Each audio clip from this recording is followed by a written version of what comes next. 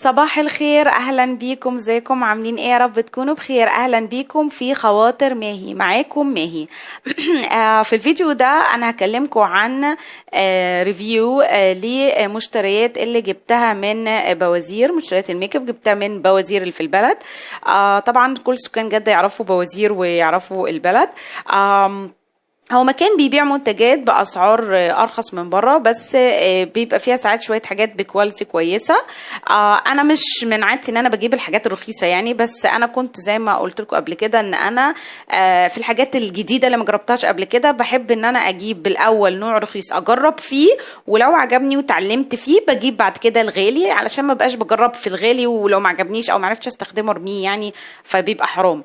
وغير كده وبيبقى في حاجات تانية حلوة قوي قوي بتنفع فعلا في استخداماتها كبدائل رخيصة، وبتبقى بجودة عالية يعني تضاهي الغالي يعني. انا كنت قلت لكم على الحاجات دي بعض الحاجات اللي جبتها مش كلها. كنت قلت لكم عنها فيديوهات قبل كده، تابعوها. بدائل رخيصة لمنتجات المكياج، وفيديو تاني مشترياتي من البلد في جدة.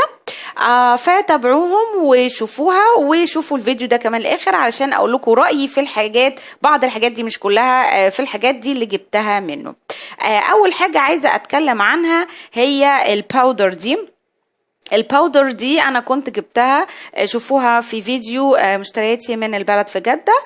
دي باودر بريست باودر، اللي هي بودرة المكياج او بودرة اساس.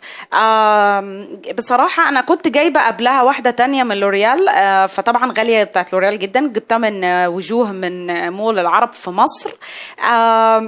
انا لما جربتها في المحل فكانت طبعا حلوة. بيني وبينكم استخسرت اني اروح بيها الشغل او اني اخرج بيها كده، فقلت ايه، انا اجيب واحدة تانية رخيصة اجرب فيها. فجبت دي من بوازير وطلعت تحفة جدا، احلى مما توقعت بكتير. حلوة جدا، تغطيتها حلوة، شكلها غالي جدا. انا ما استخدمتش اللوريال لسه، ما فتحتهاش، لكن دي جميلة جدا جدا جدا جدا. ما اقدرش اقارن بين دي وبين اللوريال، لسه ما استخدمتش اللوريال، لكن دي تحفة لدرجة اني بقيت بستخدمها الاستخدام اليومي، وبخرج بيها كمان اي خروجة مهمة من كتر ما هي جميلة. لونها مناسب بشرتي جدا، طرية قوي، مش لاقي تحسي انك حاطه بودره على وشك، لا حلوه قوي قوي كانك مش حاطه حاجه، بس في نفس الوقت بتخفي اي لمعه، بتدي ضي وجلوينج كده فوق الفاونديشن. جميله، عامله بتعمل زي نضاره كده للبشره، جميله جدا. انا عجبتني قوي قوي، انا وقعت في غرامها فعلا، واكيد اكيد هجيب منها تاني. بصراحه طلعت حلوه قوي قوي قوي. الحاجة التانية اللي عايزة اتكلم عنها كنت جبتها برضو في نفس اليوم، كان البرونزر ده. انا كنت جبت ده وده وده مع بعض في نفس اليوم. فالبرونزر ده الصراحة يا جماعة سيء جدا.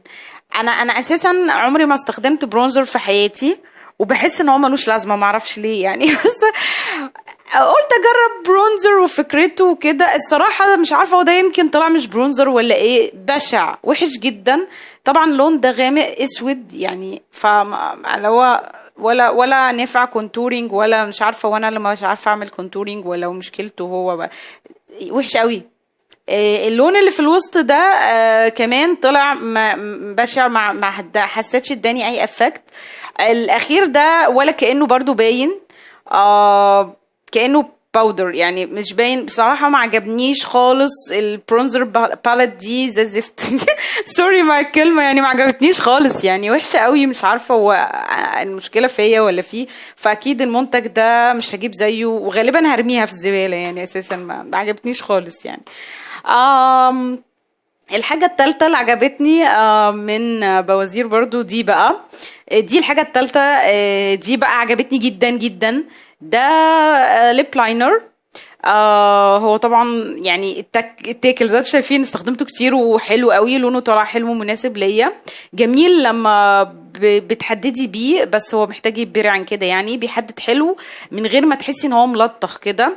وفي نفس الوقت ما يعني هو المفروض بيفضل على حد معلوماتي ان لما بتحددي بدل ما يبقى نفس يعني معرفش هو دي حاجة انا اللي بعملها ولا في كذا حد يعملها، بس انا عن نفسي بعمل ايه، بدل ما احدد المفروض ان الليب لاينر او محدد الشفاه يبقى بنفس لون الروج، فبدل ما احدد بلون نفس لون الروج واقعد بقى اجيب 500 ليب لاينر، انا اساسا عمري ما كنت بستخدم ليب لاينر زمان يعني، فبدل ما اعمل كده انا بروح بعد ما احدد بالليب لاينر بروح حاطه منه على كل اللبس كل الشفايف، بحس ان يبقى لون الشفايف كلها بنفس لون التحديد بس على خفيف، فبالتالي لما احط لون الروج فما يبقاش فيه فرق قوي باين ما بين لون الروج ولون الليب لاينر. طبعا بجيب الدرجه المقاربه ليه، يعني انا عندي واحد تاني لون تاني افتح من ده، زائد كمان ان انا بس نوع تاني لون تاني اللي افتح بيبقى نوع تاني،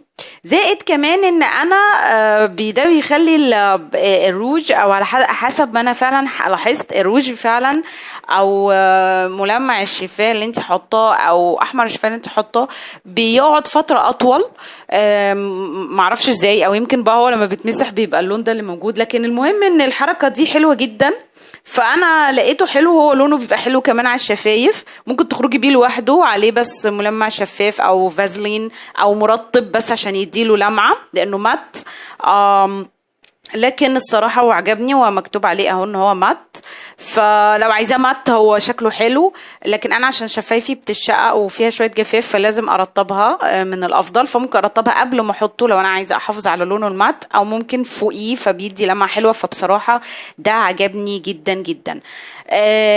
ده بقى دي اي شادو باليت، انا كنت جبتها من زمان وكنت ناويه لها حاجه تانية خالص، كنت ناويه ان انا هتلاقوها في بدائل رخيصه لمنتجات المكياج، فيديو بدائل رخيصه لمنتجات المكياج، انا كنت جايباها لي مش عشان استخدمها كاي شادو، كنت هستخدمها في حاجات كده تريكات وتبس في مانيكير.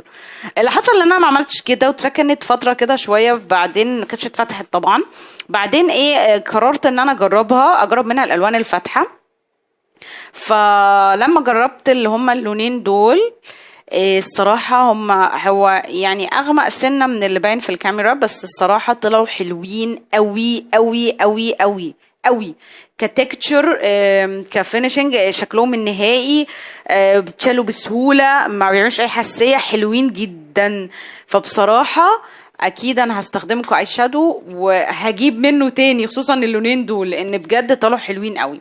فاللي عجبني كانت المات اي شادو باليت دي، عجبتني جدا يعني فعلا لايك وهجيب منها تاني. كمان الباودر ده طلع حلو قوي قوي قوي، فلايك وهجيب منه تاني، عجبني جدا.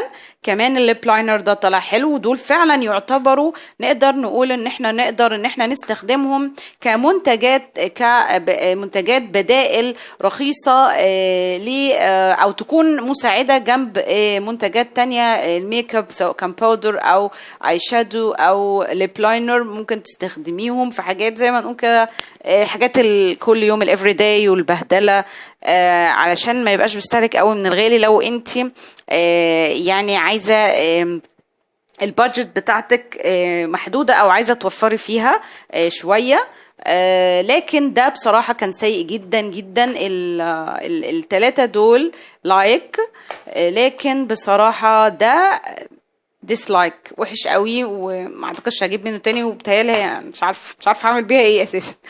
بس فدي كانت الحاجه، وده كان الريفيو، ده كان الفيديو، اتمنى تكونوا انبسطتوا واستفدتوا.